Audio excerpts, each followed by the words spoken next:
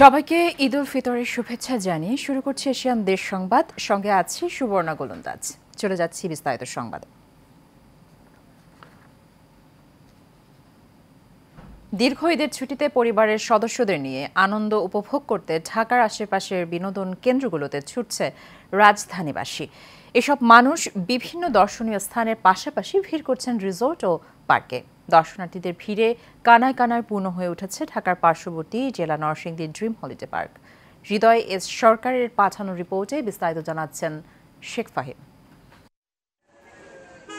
ঈদের ছুটিতে পরিবার নিয়ে অবকাশ যাপনে রাজধানীর আশেপাশের বিনোদন কেন্দ্রগুলোতে ছুটছেন সাধারণ মানুষ।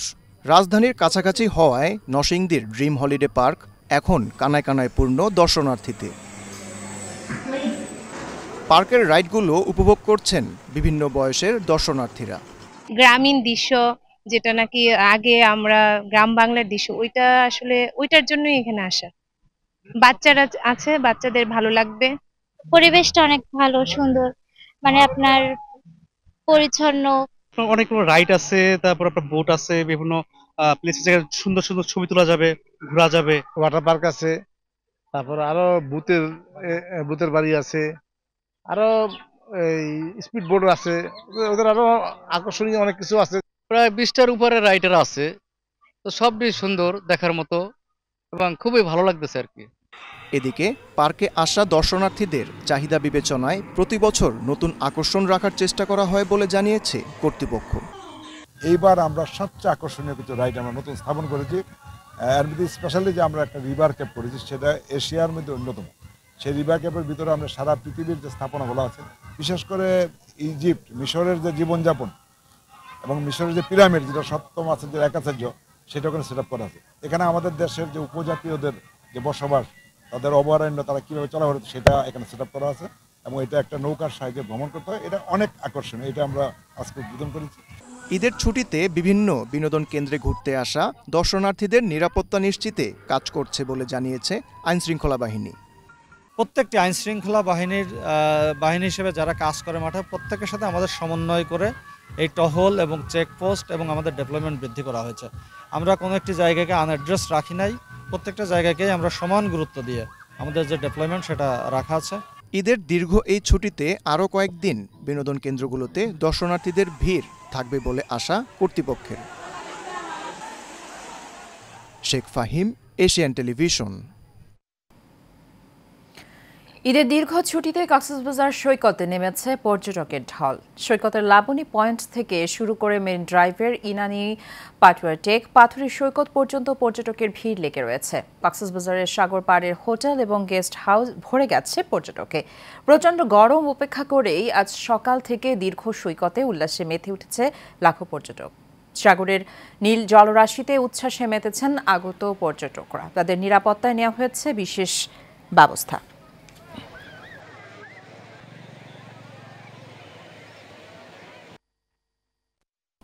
দর্শক, কক্সবাজারের সমুদ্র সৈকতের পরিস্থিতি জানাতে এখন আমাদের সাথে সরাসরি যোগ দিচ্ছেন সহকর্মী মোহাম্মদ শফিক। শফিক, সমুদ্র সৈকতে পর্যটকদের ব্যাপক ভিড় বলে জানা যাচ্ছে, আপনি কেমন দেখছেন এবং সেখানকার অবস্থা সম্পর্কে জানাবেন এবং পর্যটকদের নিরাপত্তায় কি কি পদক্ষেপ নেওয়া হয়েছে? সুবর্ণা, আপনাকে ধন্যবাদ এবং সেই সাথে জানাচ্ছি ঈদের শুভেচ্ছা। আমি এই মুহূর্তে আছি কক্সবাজার লাবণী পয়েন্টে সমুদ্রের সৈকতে। আপনি এর আগে বুলেটিনে যেমনটি বলছিলাম যে ইতিমধ্যে পর্যটক প্রচুর ভিড় বেড়েছে কক্সবাজারে এবং সকাল থেকে বিভিন্ন বাস যোগে দেশের বিভিন্ন প্রান্ত থেকে পর্যটকরা এখানে কিন্তু ছুটে আসছে। এবং পাশাপাশি আরেকটা বিষয় আমরা যেটা লক্ষ্য করছি, এখানে পর্যটকের সেই আজকের দিনে বিভিন্ন লোকাল দর্শনার্থী কিন্তু একটু বেশি। হয়তো হোটেল যারা এখানে নেতারা রয়েছে তারা বলছেন যে আজকে প্রায় 1 থেকে 1.5 লক্ষ পর্যন্ত পর্যটক এখানে অবস্থান করছে এবং আগামীকাল সেটা কিন্তু দ্বিগুণ হবে। আর পর্যটকদের সার্বিক যে নিরাপত্তার বিষয়টা নিশ্চিত করতে এখানে টুরিস্ট পুলিশের পক্ষ থেকে বাড়তি নিরাপত্তা জোরদার করেছে। পাশাপাশি নিয়মিত যে পেট্রোলিং আছে তা তা ছাড়াও এখানে কিন্তু তারা কিন্তু বাড়তি পুলিশ কিন্তু এখানে মোতায়েন করা হয়েছে। আর যারা পর্যটক আসবে তাদের যে কোনো তথ্য সহায়তা দেওয়ার জন্য তাদের এখানে বিশেষ বুথ এখানে স্থাপন করেছে। সব মিলিয়ে নিরাপত্তার বিষয়টা খুবই জোরদার। আর এবারে যেটা সবচেয়ে বেশি গুরুত্ব দিচ্ছে, কোনো পর্যটক যেন কক্সবাজারে এসে তারা কিন্তু হয়রানি না হয়, অর্থাৎ অনেক অসাধু হোটেল এবং রেস্তোরাঁ মালিকরা কিন্তু অনেক সময় পর্যটক থেকে বাড়তি টাকা আদা করে, সেটা যদি করতে না পারে সে বিষয়ে প্রশাসন কিন্তু এখানে স্থানীয় প্রশাসন, টুরিস্ট পুলিশ, জেলা প্রশাসন থেকে সর্বোচ্চ এখানে তদারকি করছে এবং সেটা আমাদেরকে আশ্বস্ত করছে। যদিও দেখার বিষয় কিভাবে তারা জিনিসটা আসলে নিশ্চিত করছে পর্যটক যাতে হয়রানি রোধে। সব মিলিয়ে সুবর্ণা খুব সাংঘাতিক বিরাজ করছে এখানে, বিরাজ করছে এখন। এবং এই ছিল সুবর্ণা কক্সবাজার থেকে পর্যটক আগমনের সর্বশেষ খবর। শফিক, আপনাকে ধন্যবাদ। নরসিংদীর পলাশে চোর সন্দেহে একজন পিটুনির প্রতিবাদ জানাতে গিয়ে গণপিটুনির শিকার হয়ে সহোদর 2 ভাই নিহত হয়েছেন। সোমবার সন্ধ্যায় উপজেলার ভাগদি গ্রামের কুড়াইতলি এলাকায় এই ঘটনা ঘটে। নিহতরা হলেন পলাশ উপজেলার কর্ততল এলাকার আশরাফ উদ্দিনের ছেলে রাকিব এবং সাকিব।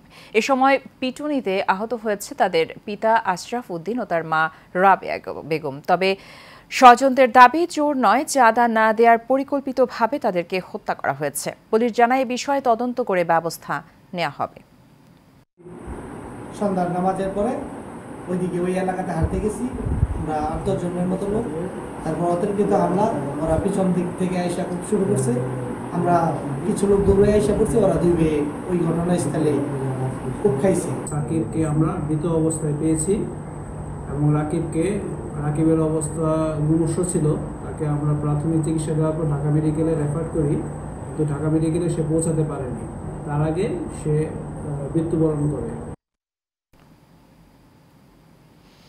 কোলপেটুয়া নদীর বেড়িবাঁধ ভেঙে সাতক্ষীরার আশাশুনি উপজেলার 8টি গ্রাম প্লাবিত হয়েছে।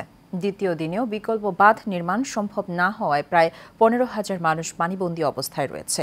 মৎস্য ঘেরে লবণ পানি প্রবাহের জন্য পাইপলাইন স্থাপন করায় বেড়িবাঁধের নিচের মাটি দুর্বল হয়ে পড়েছিল, ফলে এই ভাঙনের সৃষ্টি হয়। ঈদের দিন সকালে আনুলিয়া ইউনিয়নের বিছট গ্রামে প্রায় 150 ফুট দৈর্ঘ্যের বেড়িবাঁধ নদীগর্ভে বিলীন হয়ে যায়। এতে আনুলিয়া ইউনিয়নের বিছট, বল্লভপুর, আনুলিয়া, নোয়াখালী, চেচুয়া, কাকবুশিয়া, পারবিছুট ও বাসুদেবপুর গ্রামের বিস্তীর্ণ এলাকায় প্লাবিত হয়। ইতোমধ্যে সাতক্ষীরা পানি উন্নয়ন বোর্ডের 2টি বিভাগকে একত্রে কাজ করার নির্দেশ দেওয়া হয়েছে।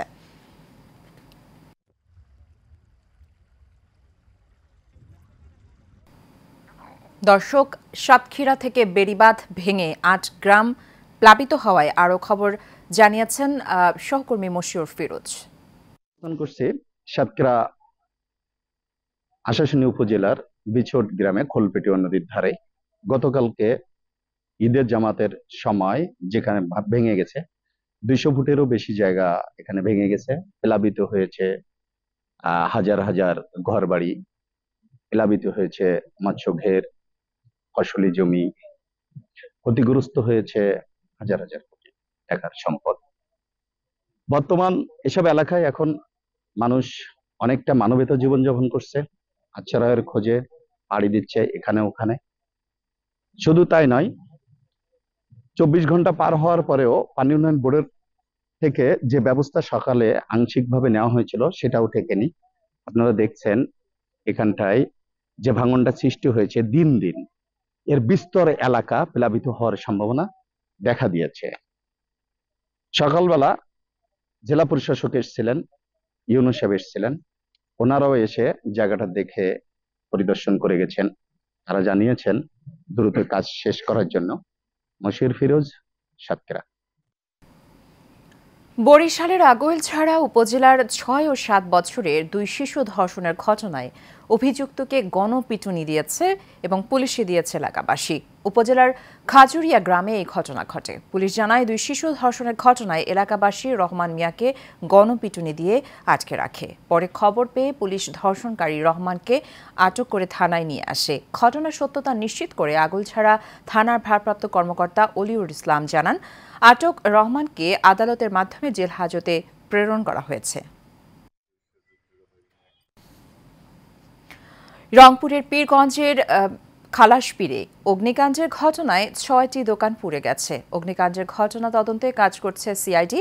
ভোর 4:30টার দিকে উপজেলার খালাসপীর বাজারের এই ঘটনা ঘটে। স্থানীয় ফায়ার সার্ভিস সূত্রে জানা যায়, ভোরে খালাসপীর চত্রা রোডে ডিশ ব্যবসায়ী শামীম মিয়ার কেবল অপারেটিং ও ব্রডব্যান্ড কন্ট্রোল রুম থেকে প্রথম অগ্নিকাণ্ডের সূত্রপাত ঘটে। পরে সেই আগুন মুহূর্তের মধ্যেই আশপাশের দোকানে ছড়িয়ে পড়ে। পরে স্থানীয়রা ফায়ার সার্ভিসে খবর দেয়। খবর পেয়ে নড়িয়া ফায়ার সার্ভিসের সদস্যরা এসে স্থানীয়দের সহায়তায় আধা ঘন্টা চেষ্টা চালিয়ে আগুন নিয়ন্ত্রণে আনেন।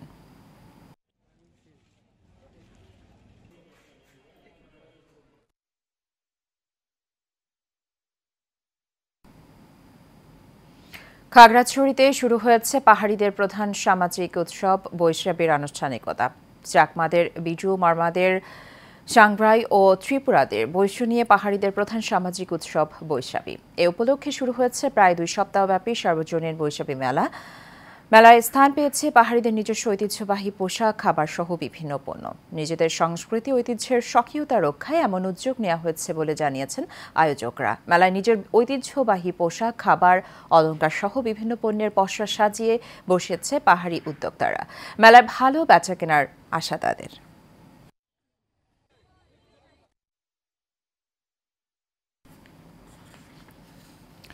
চট্টগ্রামে বিএনপি কেন্দ্রীয় কমিটির সদস্য শামসুল আলমের উদ্যোগে ঈদ পুনর্মিলনী অনুষ্ঠান হয়েছে। নাগরীর বাকলিয়া এলাকায় নিজ বাসভবনে আয়োজিত অনুষ্ঠানে বিএনপির সর্বস্তরের নেতাকর্মীদের সাথে ঈদ শুভেচ্ছা বিনিময় করেন শামসুল আলম। এ সময় উপস্থিত ছিলেন মহানগর বিএনপির যুগ্ম আহ্বায়ক শওকত আজম খাজা, বাকলিয়া থানা বিএনপির সাধারণ সম্পাদক মহিউদ্দিন, মহানগর বিএনপির নেতা আক্তার খান সহ অনেকে।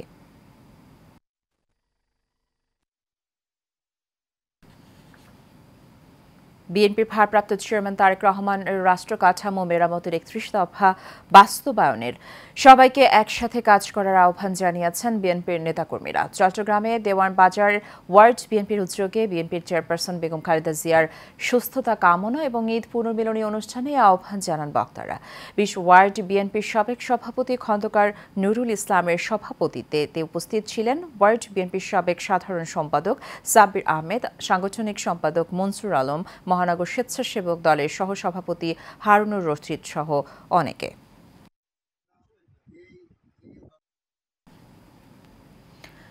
কুষ্টিয়ার খোকসায় বিদেশি সবজি ক্যাপসিকাম চাষ করেন তরুণ উদ্যোক্তা। উচ্চ ফলনশীল জাতের ক্যাপসিকাম চাষ করে ভাগ্য ফেরানোর স্বপ্ন তার।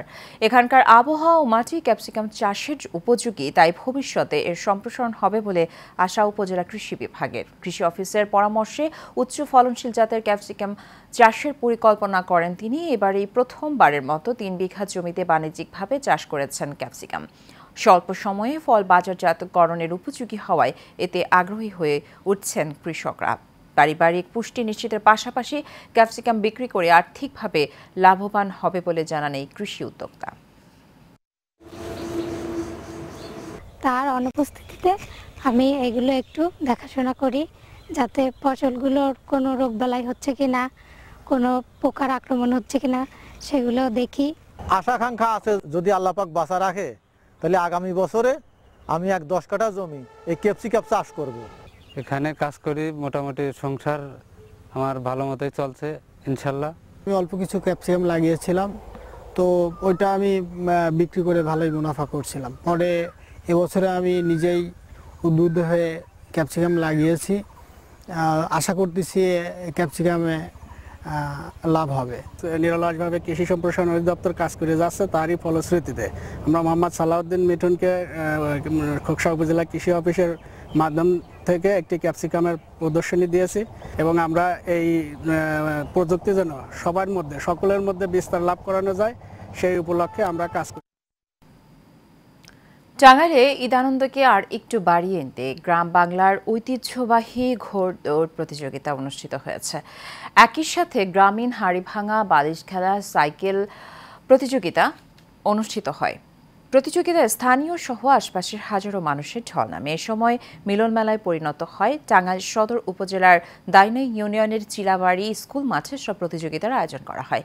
বিনোদনের মাত্রা আরও বাড়িয়ে দিতে নাগরদোলা ও চরকা সহ শিশুদের বিভিন্ন মাধ্যম রাইডের ব্যবস্থা ছিল।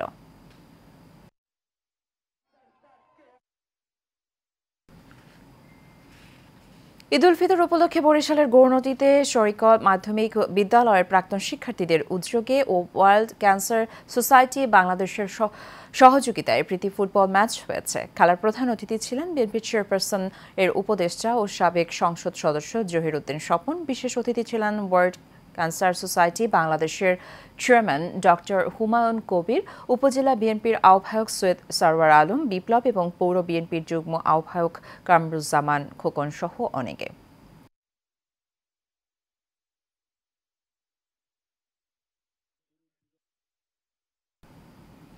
এশিয়ান দেশ সংবাদ এ পর্যন্তই। আমাদের পরবর্তী সংবাদ দেখার আমন্ত্রণ রইল। ধন্যবাদ সাথে থাকার জন্য।